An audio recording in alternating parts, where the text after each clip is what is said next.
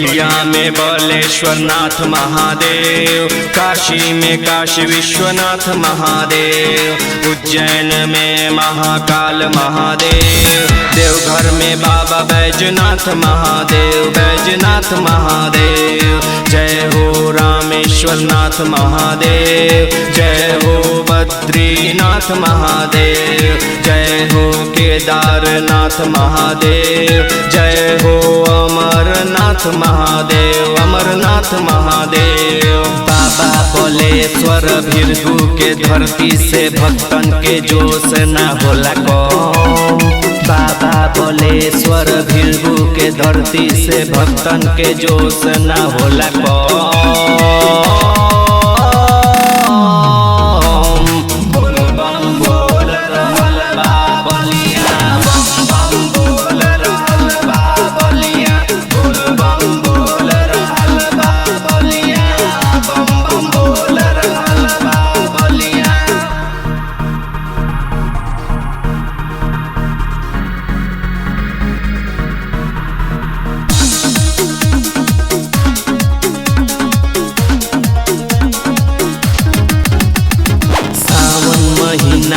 देवघर में आके सारा गम भूलनी हम। सावन महीना में देवघर में आके सारा गम भूलनी हम।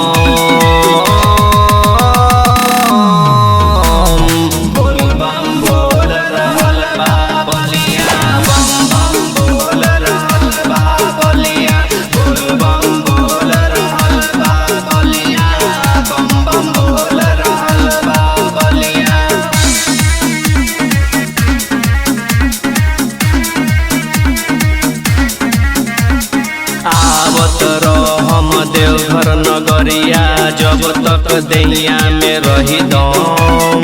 आवत रहम देवघर नगरिया जब तक दैया में रही दम।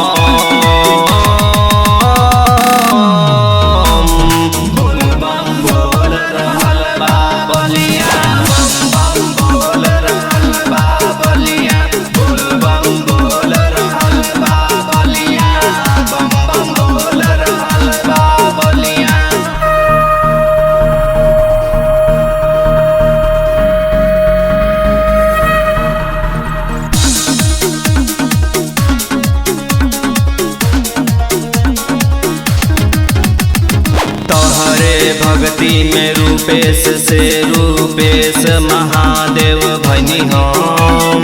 तहरे भक्ति में रूपेश से रूपेश महादेव भनी हम।